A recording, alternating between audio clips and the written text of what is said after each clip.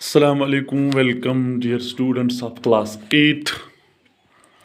बच्चों, हम इस वीडियो में हम एक नए चैप्टर को स्टार्ट करने वाले हैं, वुमेन कास्ट एंड रिफॉर्म। एक आसान सा चैप्टर है जो कि इस वीडियो में मैं आपको इस चैप्टर का एक इंट्रोडक्टिव सेशन के तौर पर ये वीडियो बना रहा हूँ। तो हम देखेंगे कि इस लेसन में हमने क्या पढ़ना है। देखिए भाई, जिस तरह ऊपर लेसन के टाइटल से भी पता चलता है कि इस लेसन में हमने पढ़ना है कि औरतें जो हैं और वुमेन कास्ट और रिफॉर्म, यानी औरतों के तई और कास्ट के तई रिफॉर्म की एक ज़रूरत पड़ गई। और एक तो ज़रूरत पड़ गई, दूसरा हम देखेंगे क्यों ज़रूरत पड़ गई। यानी यही हम इस लेसन में हमने डिस्कस करना है कि मतलब कशर पे समझा इत कनस कि जयन खतर तो और कास्टस खतर, यानी उस कास्ट ज़ात पात अत मामलस मज पे रिफॉर्म ज़रूरत हिंदुस्तानस मज। तो यथ वीडियोस मज यथ लेसन मज पढ़ो कि कैसे पे ज़रूरत, वजह क्या है उस, क्योंकि ये दो चीज़ें रिलेट हैं एक दूसरे के साथ, वुमेन और कास्ट, और इन दोनों के लिए कुछ उनमें तब्दीली लानी पड़ी, रिफॉर्म लाना पड़ा। तो सबसे पहले अगर हम देखेंगे condition of women before 200 years and now, यानी अगर आज की वुमेन और आज से 200 साल की वुमेन की कंडीशन को अगर हम देखेंगे तो हमें एक बहुत बड़ा अंतर, एक बहुत बड़ा फ़र्क मिलेगा। देखिए भाई, जो आज की औरत है या आज से 200 साल पहले की जो औरत, जो उस समय सोसाइटी की जो औरत थी, उसकी ज़िंदगी में एक बहुत सारा फ़र्क आपको मिलेगा। तो क्या था पहले, यानी जो आज से 100 साल या 150 साल या 200 साल पहले औरत थी, उसकी ज़िंदगी क्या थी, उसके हालात क्या थे, तो उसके बारे में मैं बताता चलूँ कि जो सोसाइटी थी सबसे पहले, पहले जो सोसाइटी थी that was male dominated society. जिस तरह आज हम देख रहे हैं कि इक्वलिटी है, हर एक जो औरत जो है she can go shoulder to shoulder with man, वो बिल्कुल शाना बशाना चल सकती हैं मर्द के, और कोई डिस्पैरिटी नहीं, कोई भेदभाव नहीं, कोई फ़र्क नहीं है औरत और मर्द के बीच। तो हर मामले में उसके बराबर राइट्स है, बराबर हुकूक है, वो बराबर हर एक वो काम कर सकती हैं जो एक मर्द कर सकता है, हर वो कोई प्रोफेशन अपना सकती है जो एक मर्द अपना सकता है, हर मामले में उसके पास बिल्कुल बराबर के राइट्स हैं। लेकिन पहले ऐसा नहीं हुआ करता था। पहले क्या हुआ करता था, पहले जो सोसाइटी थी आज से 150 साल 200 साल पहले, तो क्या थी कि जो औरत थी वो उसको एक सेकंड ग्रेड सिटीज़न माना जाता था। सेकंड ग्रेड जो उसका रुतबा होता था, तो उसमें क्या होता था कि जो सोसाइटी थी वो और मर्दों की मानी जाती थी, that was male dominated society. तो उसमें क्या होता था, बहुत सारी ऐसी चीज़ें थी जिसके ज़रिए से जो औरतें थी उनके साथ बहुत ज़्यादा गलत हो रहा था, बहुत ज़्यादा उनके साथ भेदभाव हो रहा था। तो सबसे पहले एक बहुत बड़ा मसला था, that was child marriage. Child marriage में क्या होता था कि जो चूँकि ये दोनों के लिए परेशानी थी, लेकिन ख़ास तौर पर जो औरतें थी उसमें ज़्यादा वो इसमें शिकार हो जाती थी, क्योंकि अक्सर देखा जाता था कि जो लड़कियों की शादी बहुत कम उम्र में की जाती थी।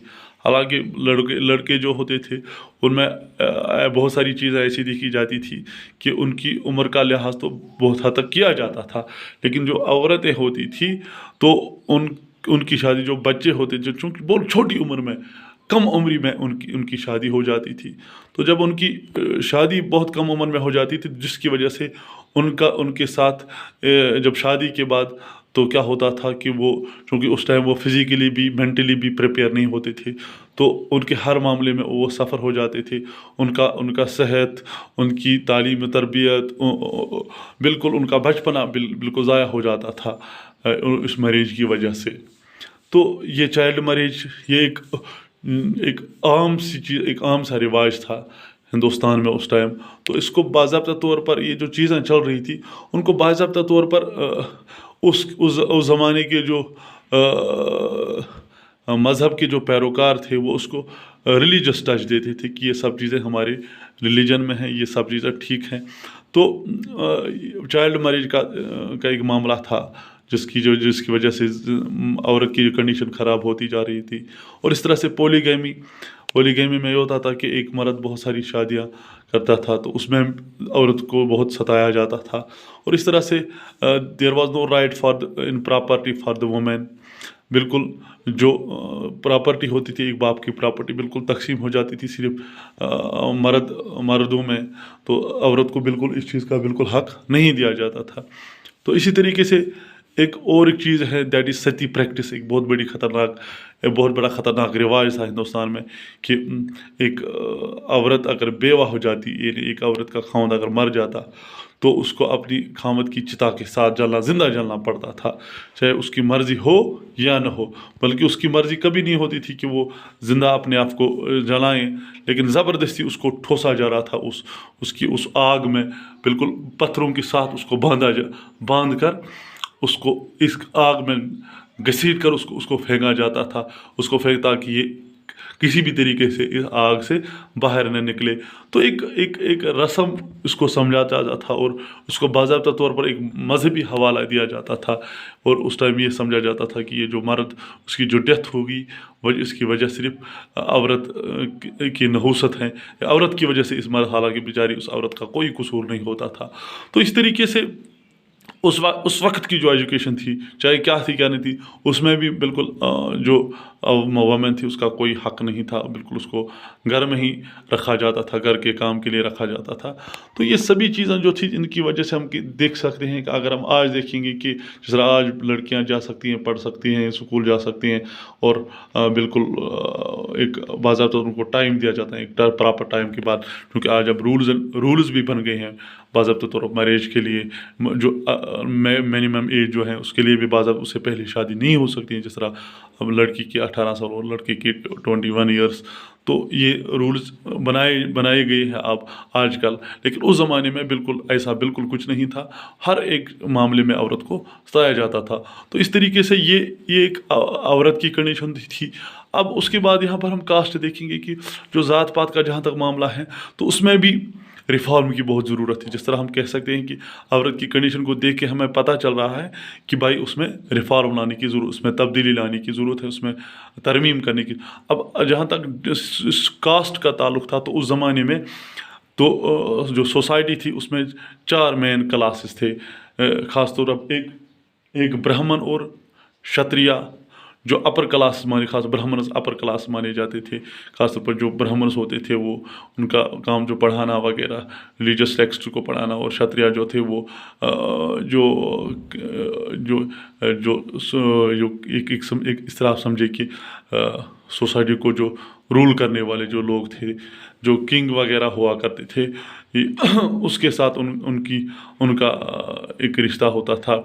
यानी जो कास्ट, क्षत्रिय की कास्ट होती थी, वो उनका काम सोसाइटी को चलाना होता था, सोसाइटी को हैंडल करना होता था, या सोसाइटी को रूल करना होता था।